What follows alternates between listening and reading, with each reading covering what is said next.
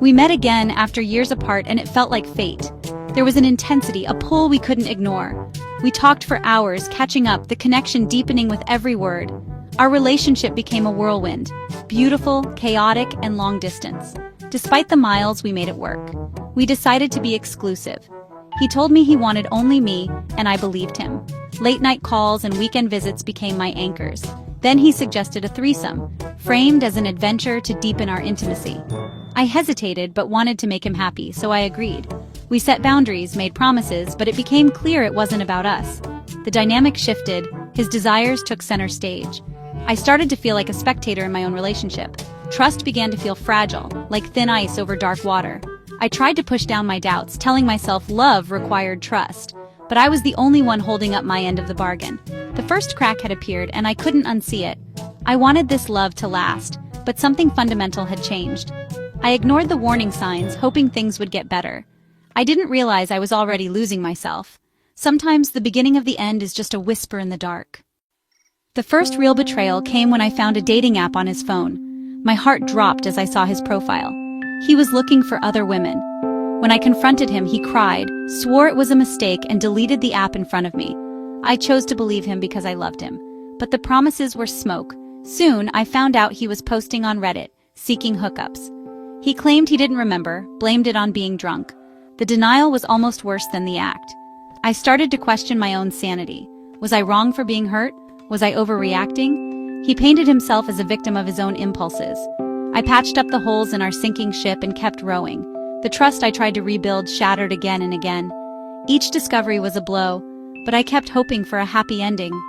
I wanted to believe in us, even as the evidence piled up. I was clinging to a story that was already falling apart. Sometimes love is just denial dressed up as hope.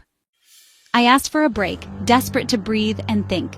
He promised things would be different, swore devotion, said all the right words. But during that break, I saw him with another woman, intimate, close. He insisted she was just a friend, twisted the story until I felt paranoid. He followed up with grand gestures, painting a picture of a perfect future. I became addicted to his apologies, clinging to the hope that love could fix him. I convinced myself the real him was the man who wrote me love letters, not the one who lied. The cycle of pain and reassurance was dizzying. I believed his love would conquer his demons. I didn't see I was just another part of his game. I was the stable home he returned to after his adventures. The romantic words were a drug, numbing me to the truth. I kept hoping for change, refusing to accept reality. I was lost in a story he was writing, not living. Sometimes, love is just a beautiful lie. Eventually, I moved to his city, and we moved in together. I thought this was our fresh start. We decorated, cooked, and settled into a domestic rhythm. I let my guard down, wanting to believe the worst was behind us. I ignored the red flags, his guarded phone, his distant moods. Then I found photos of other women on his computer. The betrayal was still happening, even as we shared a home. He claimed the photos were old, forgotten. The argument was explosive, a hurricane of hurt and anger. He retreated into denial, minimizing everything. He made me feel like I was the problem, dredging up the past. I was exhausted by his emotional manipulation. I wanted to believe in the man who held my hand, not the one who lied. But the truth was inescapable. I was tired of being painted with the colors of his deceit. Sometimes, love is just surviving the storm. The final straw wasn't dramatic. It was a quiet, soul-crushing discovery.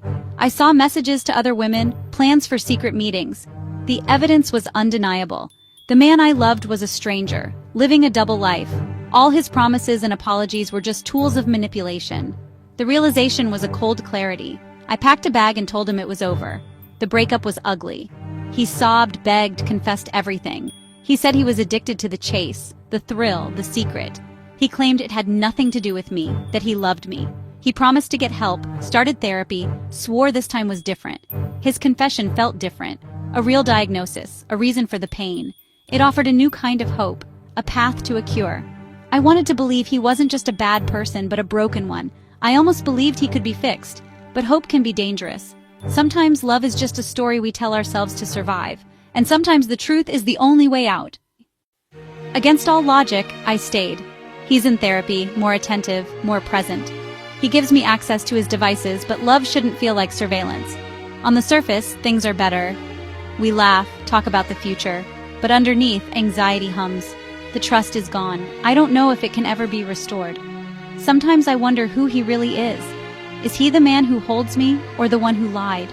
Loving him now feels like willful ignorance.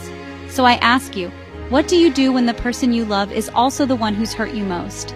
Is it brave to stay, or foolish to keep giving chances? I'm standing at a crossroads, holding the shattered pieces of my heart. What would you do?